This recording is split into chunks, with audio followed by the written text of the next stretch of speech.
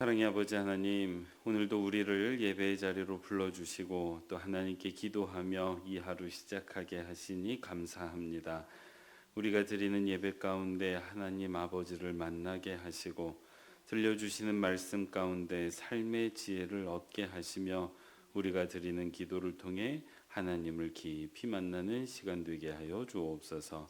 하나님, 오늘도 우리가 하나님의 말씀을 발견하기를 소원합니다. 그렇게 발견한 말씀을 듣고 또 삶에 반응하는 하나님의 자녀들 되게 하여 주옵소서. 사랑 많으신 예수님의 이름으로 기도합니다. 아멘. 찬송가 205장 함께 찬양하시겠습니다.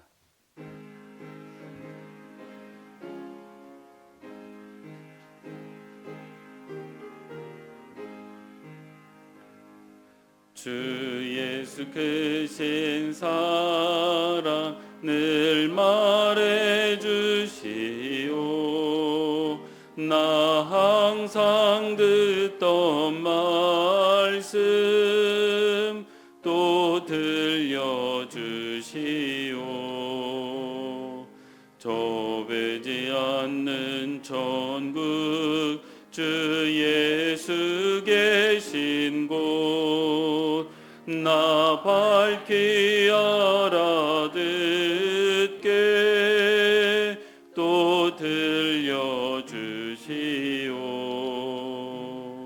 나 항상 듣던 말씀 나 항상 듣던 말씀 주 예수 크신 사랑 또 들려주시오. 이 세상 헛된 영화 날 미혹할 때에 주 예수 크신 사랑 늘 들려주시오. 천국의 빛난 영광 내 눈에 비칠 때 주 예수 크신 사랑 또 들려주시오. 나 항상 듣던 말씀 나 항상 듣던 말씀 주 예수 크신 사랑 또 들려주시오. 아멘. 이형재 권사님 기도 인도해 주시겠습니다. 여호와는 긍휼이 많으시고 은혜로우시며 노하기를 더디하시고 인자하심이 풍부하시도다. 아멘. 은혜가 풍성하신 아버지 하나님 감사합니다. 아멘.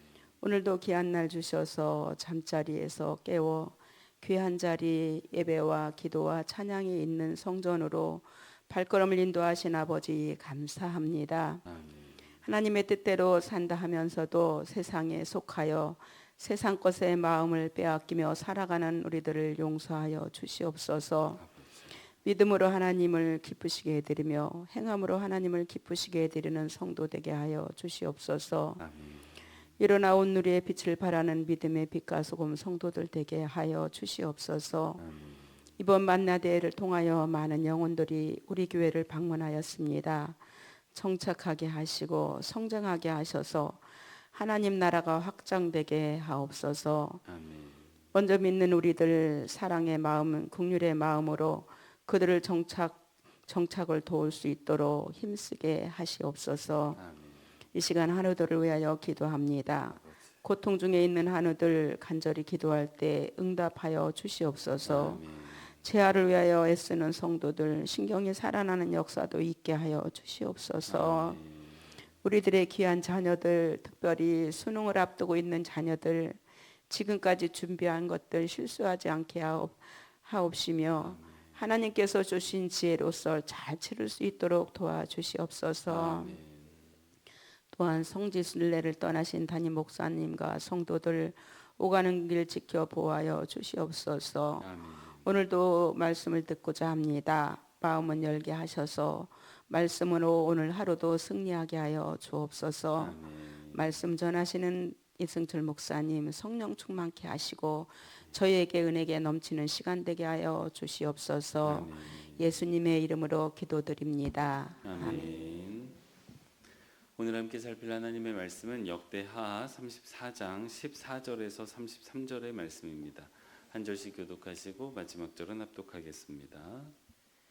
무리가 여호와의 전에 헌금한 돈을 꺼낼 때에 제사장 힐기야가 모세가 전한 여호와의 율법책을 발견하고 hil기야가 서기관 사반에게 말하여 이르되 내가 여호와의 전에서 율법책을 발견하였노라 하고 hil기야가 그 책을 사반에게 주매 사반이 책을 가지고 왕에게 나아가서 복명하여 이르되 왕께서 종들에게 명령하신 것을 종들이 다 준행하였나이다.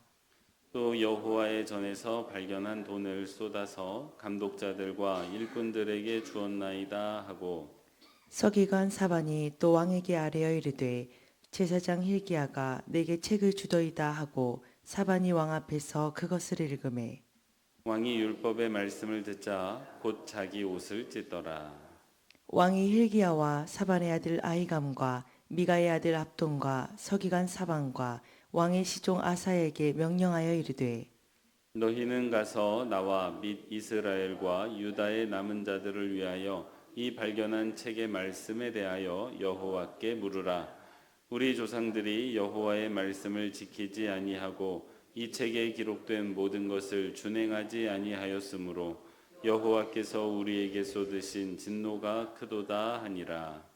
이에 힐기야와 왕이 보낸 사람들이 여선지자 훌다에게로 나아가니 그는 하스라의 손자 도카스의 아들로서 예복을 관리하는 살룸의 아내라.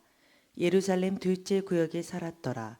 그들이 그에게 이 뜻을 전하매 훌다가 그들에게 이르되 이스라엘의 하나님 여호와께서 이같이 말씀하시기를 너희는 너희를 내게 보낸 사람에게 말하라 하시니라. 여호와께서 이같이 말씀하시기를 내가 이곳과 그 주민에게 재앙을 내리되 곧 유다 왕 앞에서 읽는 책에 기록된 모든 저주대로 하리니 이는 이 백성들이 나를 버리고 다른 신들에게 분향하며 그의 손의 모든 행위로 나의 노여움을 샀음이라. 그러므로 나의 노여움을 이곳에 쏟음에 꺼지지 아니하리라 하라 하셨느니라. 너희를 보내어 여호와께 묻게 한 유다 왕에게는 너희가 이렇게 전하라. 이스라엘의 하나님 여호와께서 이같이 말씀하시기를 내가 들은 말을 의논하건대 내가 이곳과 그 주민을 가리켜 말한 것을 내가 듣고 마음이 연약하여 하나님 앞 곧 내 앞에서 겸손하여 옷을 찢고 통곡하였으므로 나도 내 말을 들었노라. 여호와가 말하였느니라. 그러므로 내가 내게 너희 조상들에게 돌아가서 평안히 묘실로 들어가게 하리니 내가 이곳과 그 주민에게 내리는 모든 재앙을 내가 눈으로 보지 못하리라 하셨느니라. 이에 사신들이 왕에게 복명하니라.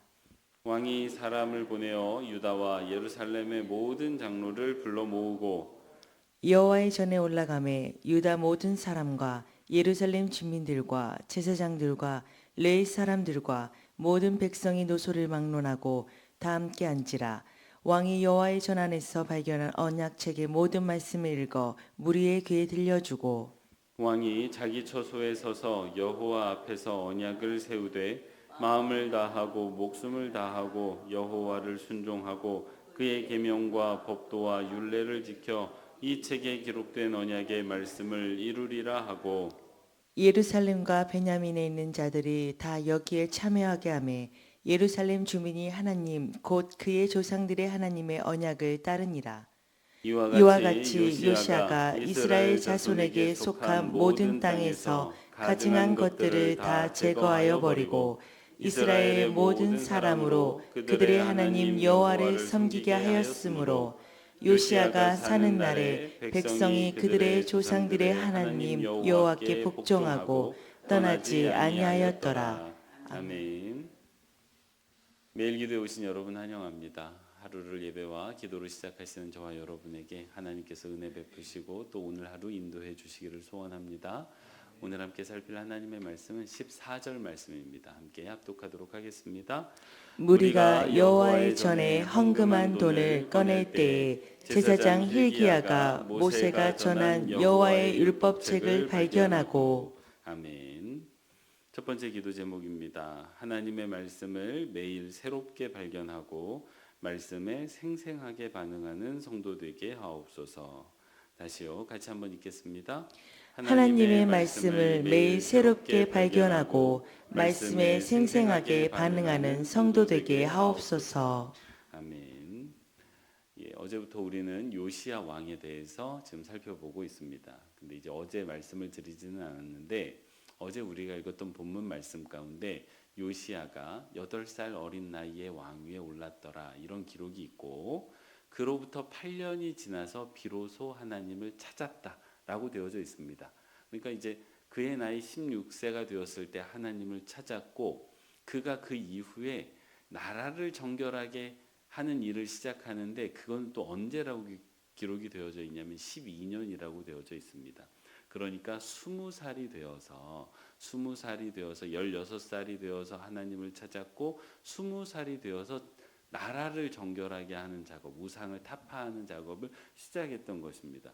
근데 이 일이 언제 마무리가 되냐면 그의 통치 16년, 그의 나이 24살 때. 그러니까 그가 하나님을 찾고 성전 우상을 다 타파하기까지 걸린 시간이 8년인데 이 시간이 걸려서 그 일을 마무리를 합니다. 그러니까 이것을 통해서 우리가 우리 주변을 좀 정리하고 깨끗하게 하고 하나님을 찾는 일이라는 게 뭐 우리가 대청소하듯이 하루 날 잡아서 할 수 있는 일이 아니라는 걸 좀 알게 됩니다. 오랜 시간이 걸렸어요. 8년이 걸렸습니다. 나라를 정결하게 하는데. 그리고 나서 이 요시야 왕이 했던 일이 성전을 수리하는 일입니다. 그런데 여러분 성전을 수리한다고 하니까 어디 문이 조금 고장나서 그거를 수리하는 정도로 생각하실 수도 있는데 그렇게 생각하시기보다는 리모델링을 했다라고 생각하시면 맞을 것 같습니다. 근데 여러분 리모델링을 하려면 뭐가 들어갈까요? 돈이 필요합니다. 돈이.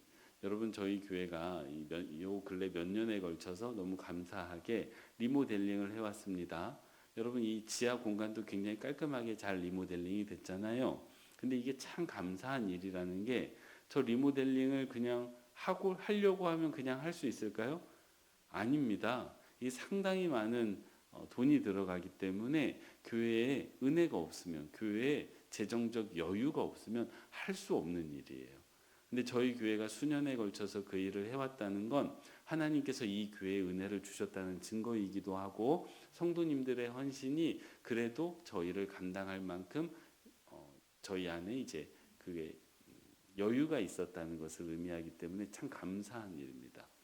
그런 것처럼 여유가 없으면 교회가 리모델링을 할 수 없는 것처럼 나라도 요시야 왕도 여유가 없으면 그 성전을 수리할 수가 없습니다. 그래서 돈이 필요했기 때문에 그 요시야 왕이 헌금함, 그러니까 백성들이 성전세를 냈던 그 헌금함을 열면서 열었더니 이제 수리하는 데 드는 돈을 이제 마련하기 위해서 그 헌금함을 열었더니 그 안에서 뭐가 발견이 되냐면 헌금만 발견된 게 아니라 하나님의 말씀 책이 발견이 되는 장면으로 오늘 본문이 시작되고 있습니다. 자, 그렇다면 이 장면을 보면서 저희는 조금 한 가지 질문을 갖게 됩니다. 그게 뭐냐면요. 그동안은 왜 여호와의 말씀이 사라졌다는 사실조차 몰랐냐는 것입니다. 여러분 이 말씀이 발견이 되는데 이 사람들이 다 놀라고 있습니다. 왜냐하면 그동안 하나님의 말씀이 없었기 때문이에요.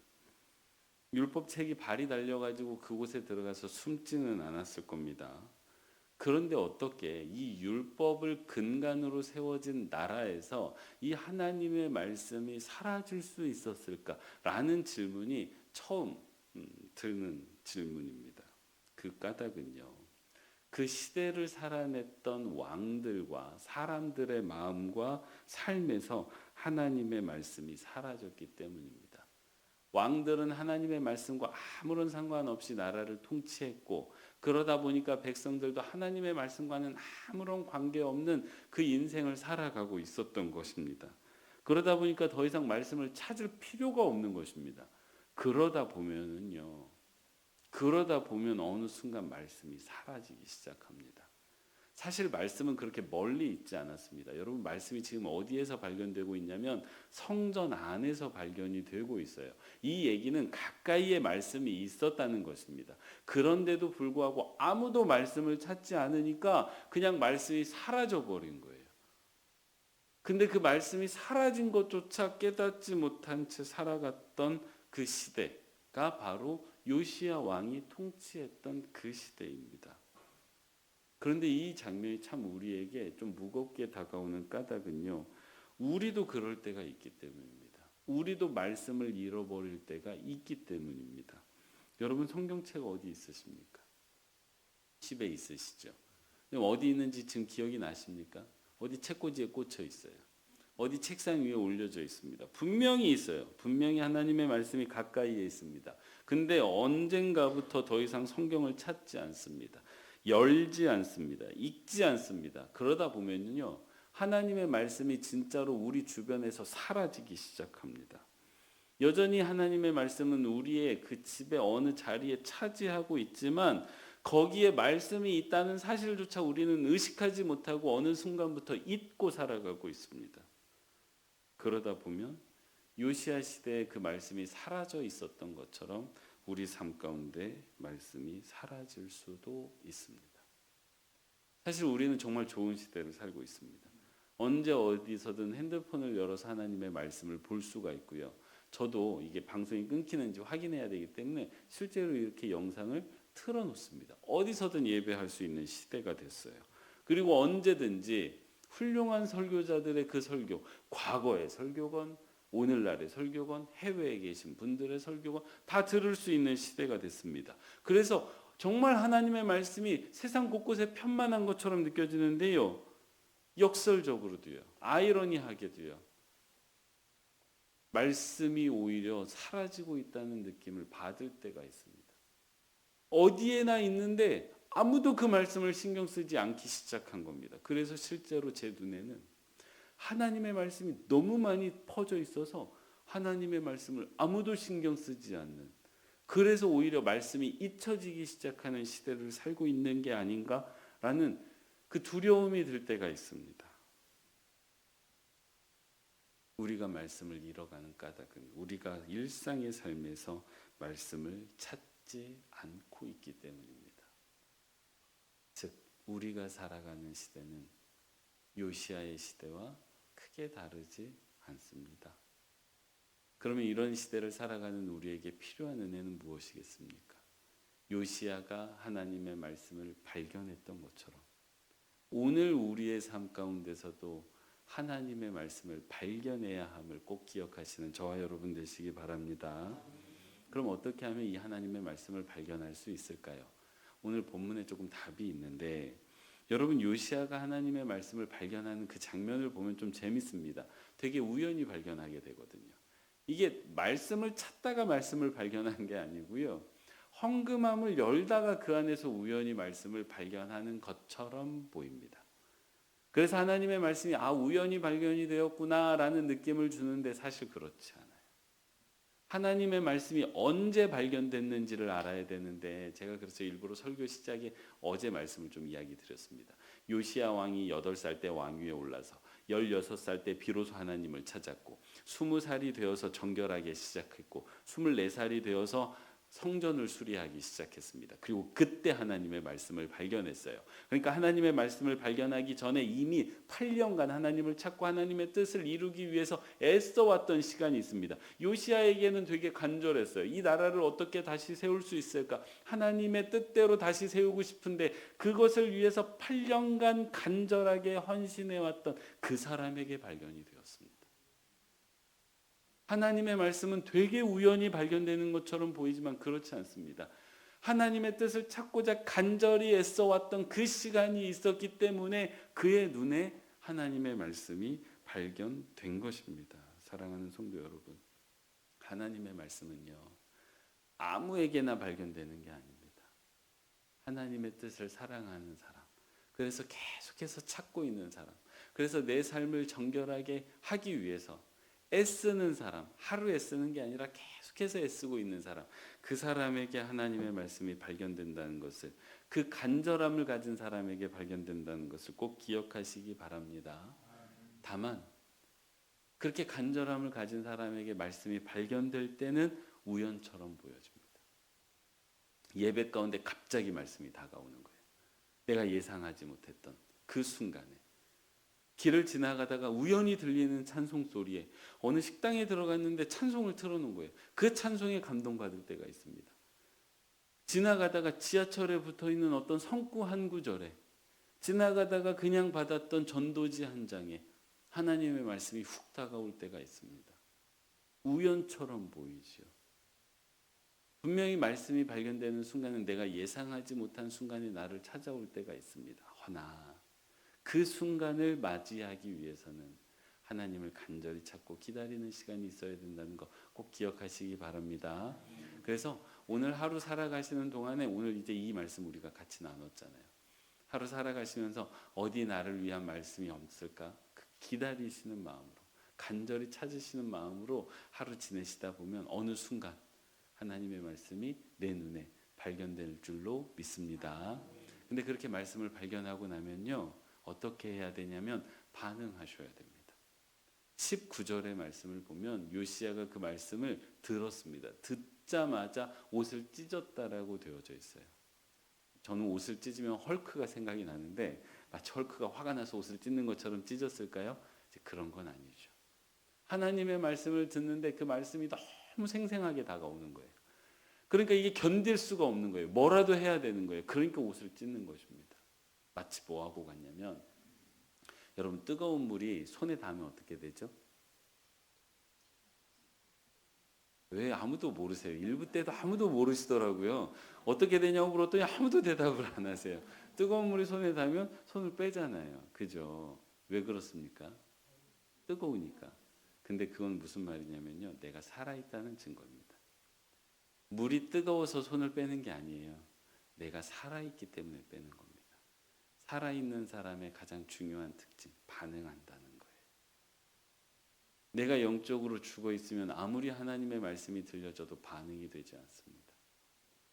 살아계신 하나님의 말씀이 찾아왔는데 아무렇지도 않아요. 죽어 있다는 증거입니다. 근데 내가 영적으로 살아 있으면요, 그 말씀이 조금만 닿아도 생생하게 반응이 일어납니다. 감동이 일어나고요, 때로는 분노가 일어나고요, 때로는 눈물이 흐르고요, 때로는 애통함이 밀려오고요. 오늘 요시야는 발견한 말씀에 생생하게 반응했습니다. 부디 바라기는 이 생생하게 반응하는 은혜, 그 말씀에 반응하는 은혜가 저와 여러분에게 가득하시기를 바랍니다. 이제 말씀 맺습니다. 하나님은요, 말씀을 숨기지 않으십니다. 다만 우리가 찾지 않아 말씀을 잃어버릴 뿐입니다. 부디 바라기는 오늘 하나님의 말씀을 발견하는 은혜가, 또 그 발견한 말씀에 반응하는 은혜가 모든 빛과 소금교회 공동체 한 사람 한 사람에게 가득하시기를 소원합니다. 기도하겠습니다. 사랑의 아버지 하나님, 오늘도 우리에게 말씀해 주시니 감사합니다.